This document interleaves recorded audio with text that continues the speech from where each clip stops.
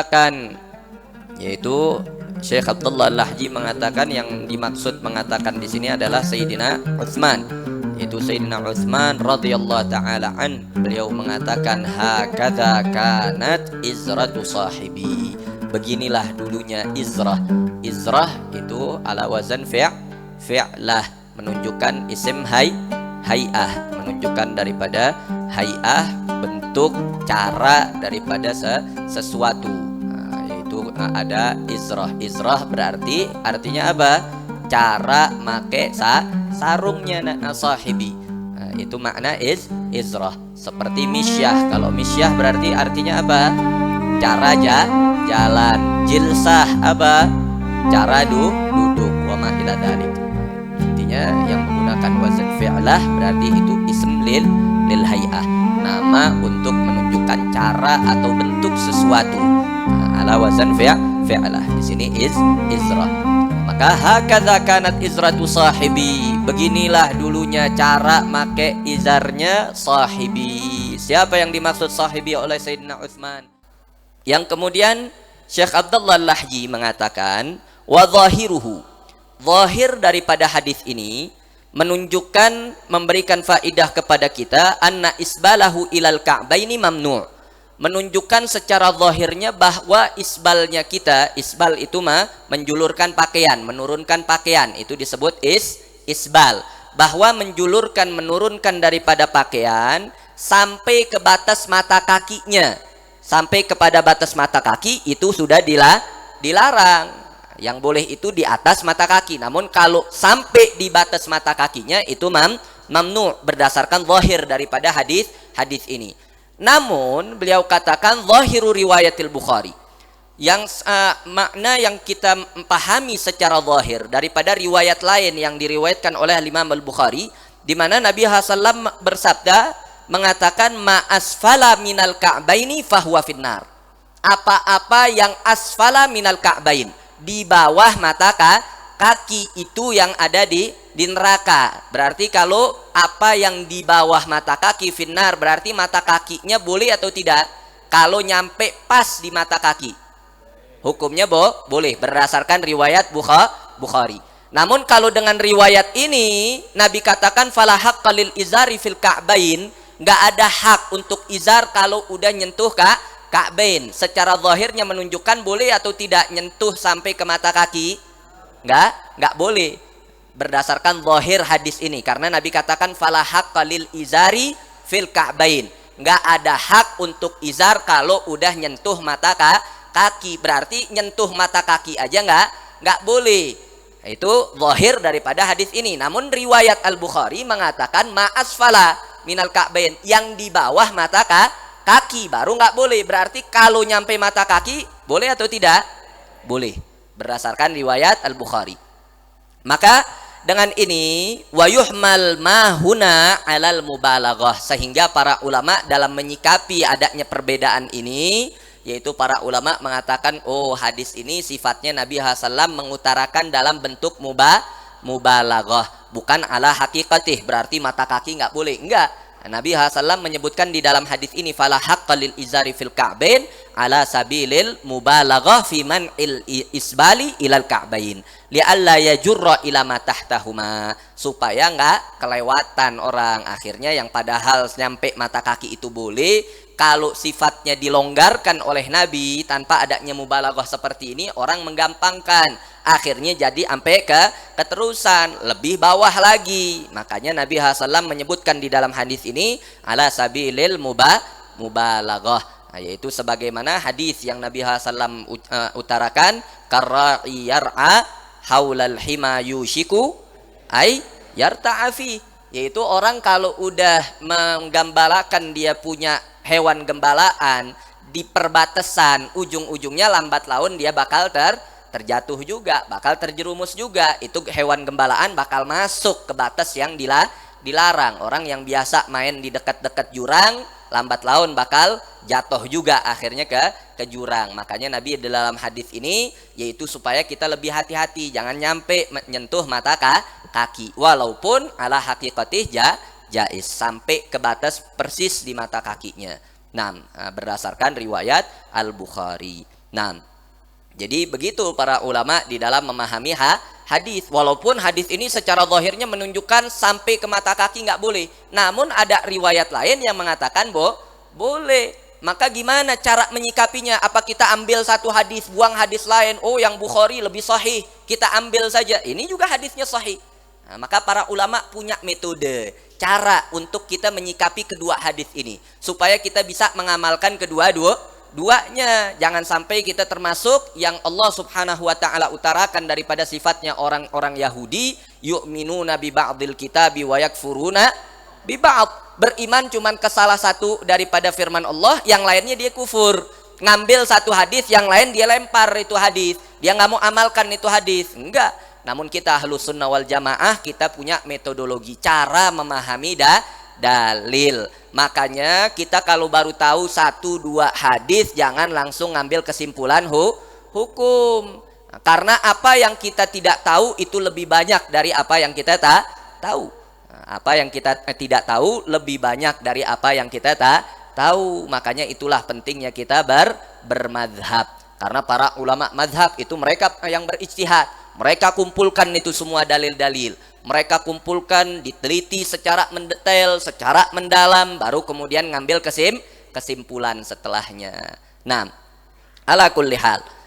Kemudian berikutnya diriwayatkan dari Sayyidina Abdullah ibn Umar radhiyallahu ta'ala anhuma, beliau mengatakan ra'anin nabiyyu sallallahu alaihi wasallam asbaltu izari, yaitu telah melihat aku Nabi sallallahu alaihi wasallam, itu Nabi telah melihatku, asbaltu izari, aku mengisbalkan, yaitu menjulurkan, terlalu menjulurkan aku punya izar.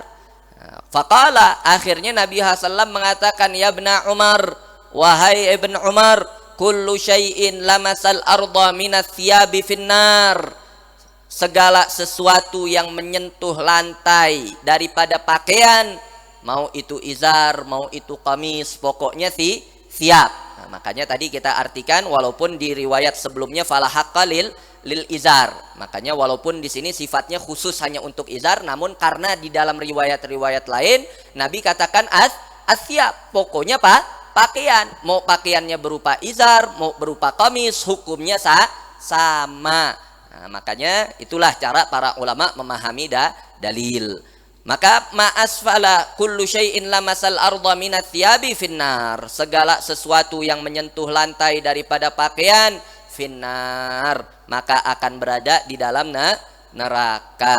Dan juga diriwayatkan dari Sayyidina Abi Hurairah radhiyallahu ta'ala an, dari Nabi sallam beliau bersabda, ma asfala minal ka'baini minal izari finnar, apa-apa yang ada di bawah daripada kedua mata kaki daripada izar, finnar, itu akan berada di dalam neraka.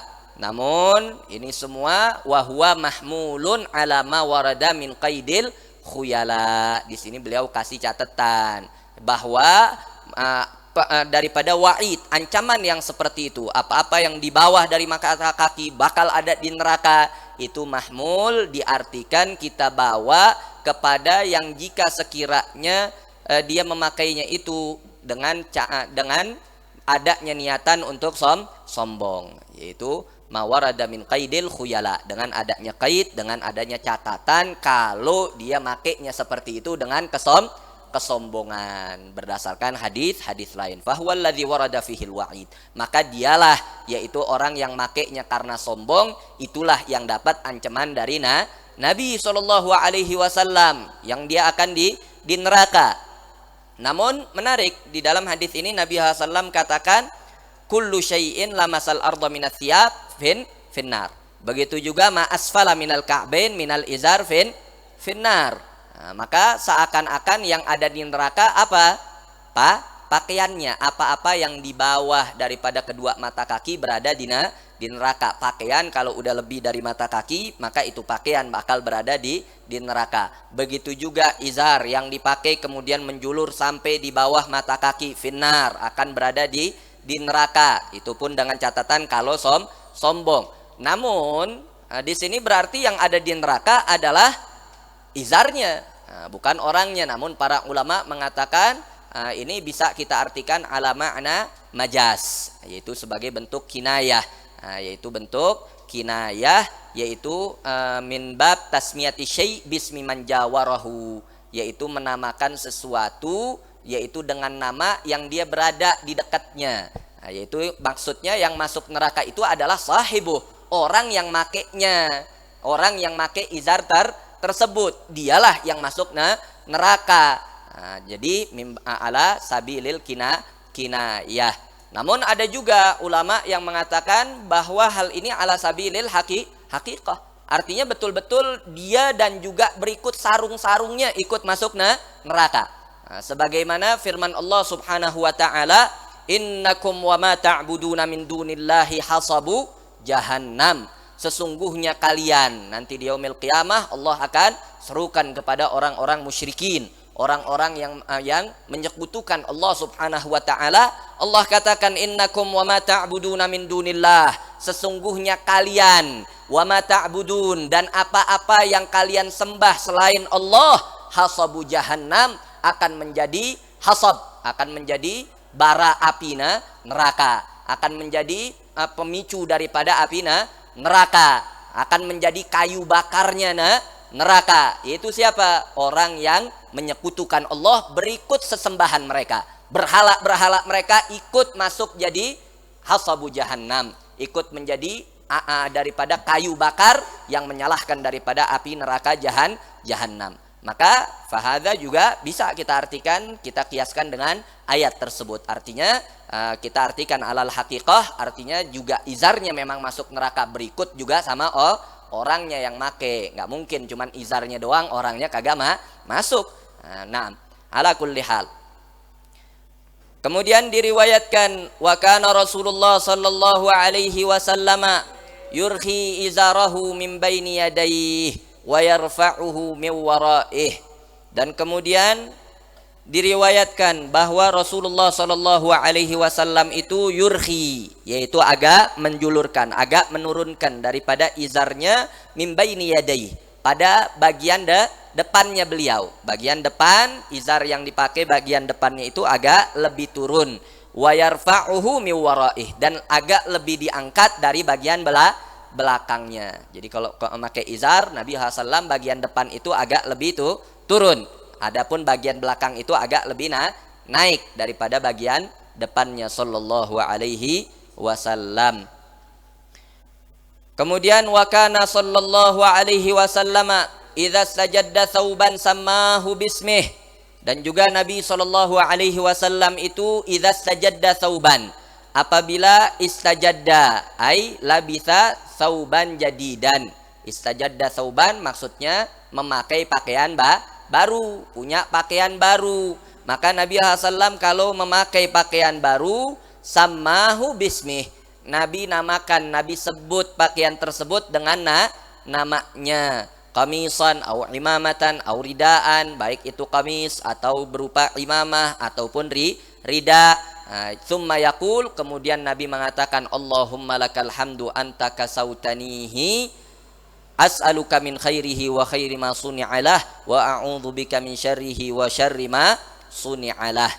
Yaitu daripada sunnahnya Nabi Muhammad sallallahu alaihi wasallam. Jadi beliau kalau punya pakaian baru sammahu bismih, maksudnya Nabi menyebutkan, mengatakan razaqaniyallahu hadhil imamah. Kalau kita misalnya punya imamah baru atau punya gamis baru, kita sebut, kita mengatakan razaqaniyallahu hadhil qamis, sesungguhnya Allah Subhanahu wa taala telah memberikan rizki kepadaku hadzal qamis, ini qamis. Atau kalau punya pakaiannya yaitu berupa rida, razaqaniyallahu hadzal rida, Allah telah memberikan rizki kepadaku berupa rida ini. Baru kemudian membaca doa Allahumma lakal hamdu, ya Allah bagimulah segala puja dan puji syukur, anta kasautani, engkaulah yang menutupi daripada aku dengan pakaian ini, as'aluka min khairihi, aku meminta kepadamu daripada kebaikan ini pakaian, wa khairi ma suni'alah, dan kebaikan daripada apa yang dibuat pakaian ini untuknya, wa a'udzubika min syarrih, dan aku berlindung kepadamu daripada keburukannya pakaian ini, yaitu keburukan pakaian ini daripada sifat ujub, sifat sombong. Itu keburukannya pakaian buruk. Pakaian kalau udah dipakai kemudian jadi buat ajang sombong-sombongan, ajang untuk khuyala, maka itu syar, suatu yang buruk daripada pakaian. Makanya Nabi SAW berlindung, ya Allah, aku berlindung kepadamu daripada keburukannya pakaian ini, yaitu pakaian yang bisa memberikan kita sifat ujub, merasa kita besar diri, merasa kita justru jadi merendahkan orang yang pakaiannya tidak sebagus pakaian kita. Maka kita minta perlindungan kepada Allah subhanahu wa ta'ala. A'udzubika min syarrihi wa syarri ma suni'alah, dan dari keburukan ma suni'alah, apa-apa yang dibuat daripada pakaian ini untuknya. Nah, maka itu daripada doa yang diajarkan oleh Nabi SAW, dan juga dianjurkan untuk kita untuk membaca daripada hal tersebut, yaitu untuk kita amalkan, untuk kita sebagai bentuk rasa syukur, menghadirkan ini pakaian yang memberikan adalah Allah. Anta kasautani, engkau yang memberikan daripada pakaian ini untukku. Sebagaimana di dalam hadis qudsi, kullukum arin illa man kasautuhu fasaksuni aksukum. Setiap dari kalian wahai manusia itu arin, terlahir dalam keadaan telanjang, gak memakai selembar pakaian pun, illa man kasautuh, kecuali yang aku berikan pakaian kepadanya. Nah, yang memberikan itu murni Allah, cuman lewat asbab, lewat orang tua, lewat fulan, namun pada hakikatnya yang memberi siapa? Allah. Al-mani' wal mu'ti huwallah. Yang memberi kita, yang mencegah untuk tidak memberi sesuatu huwallah. Itu semua Allah subhanahu wa ta'ala. Nah, maka kita bersyukur kepada Allah. Lakal hamdu anta kasautani. Wa kana sallallahu alaihi wasallam, dan juga Nabi sallallahu alaihi wasallam itu idza labisa thawban jadida, kalau beliau memakai pakaian baru, hamidallah ta'ala, beliau hamidallah, mengucap alhamdulillah, sebagaimana tadi yang diriwayatkan alhamdulillah atau lakal hamdu anta kasautani, itu diantara bentuk hamdalah yang diucapkan oleh Nabi SAW. Dan juga ada riwayat-riwayat lain di mana Nabi SAW diriwayatkan oleh Imam Al-Baihaqi, di antara doa yang Nabi SAW baca, alhamdulillahilladzi kasani ma atajammalu bihi fi hayati wa uwari bihi aurati. Dan juga diriwayatkan pula dari Sayyidina Anas, Mu'adz ibn Anas radhiyallahu ta'ala an, bahwa man labisa thawban, barang siapa yang memakai pakaian kemudian membaca alhamdulillahilladzi kasani hadza wa razaqanihi min ghairi haulin minni wala quwwah ghufira lahu ma taqaddama min dzambihi wa ma ta'akhkhar.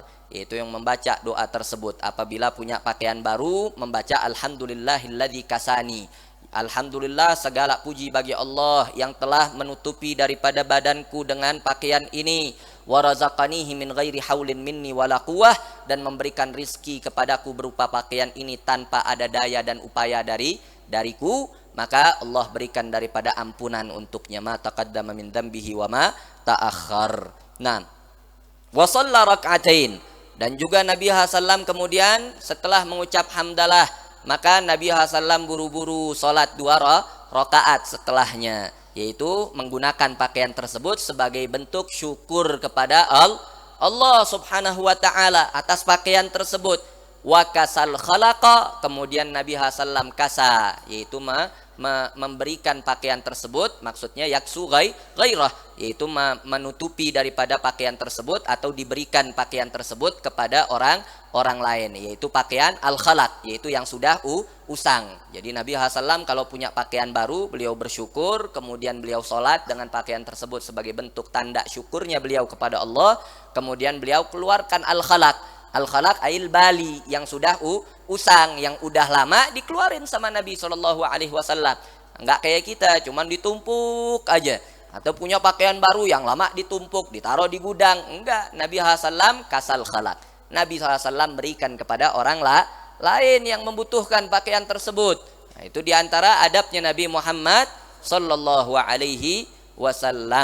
Bahkan diriwayatkan dari Sayyidina Umar bin Al-Khattab radhiyallahu ta'ala an, sebagaimana yang diriwayatkan oleh Imam At-Tirmidzi dan Imam Ibn Majah dan juga Imam Al-Hakim, bahwa Sayyidina Umar mengatakan, aku mendengar Rasulullah SAW bersabda, man labisa thawban jadidan, barang siapa yang memakai pakaian baru, Kemudian dia mengucapkan alhamdulillahilladzi kathani ma uwari bihi aurati wa atajammalu bihi fi hayati.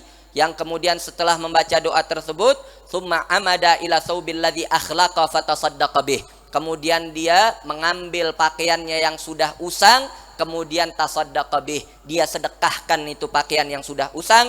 Kana fi hifdzillah, maka niscaya orang tersebut berada di bawah hifdzillah, berada di dalam penjagaan Allah. Wa fi kanafillah, di dalam daripada kanafillah, di dalam perhatiannya Allah. Wa fi satrillah, di bawah penutupan daripada Allah subhanahu wa ta'ala dari dosa. Wa ma ila dzalik hayyan wa maita, baik ketika dia hidup ataupun ketika mati nantinya. Orang yang punya kebiasaan seperti itu, kalau punya pakaian baru, alhamdulillah, dia ngucap hamdalah, kemudian dia membaca doa, kemudian dia ambil pakaian yang lama, dia hadiahkan kepada orang.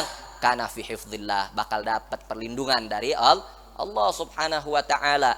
Nah, maka ini daripada adab Nabi Muhammad sallallahu alaihi wasallam.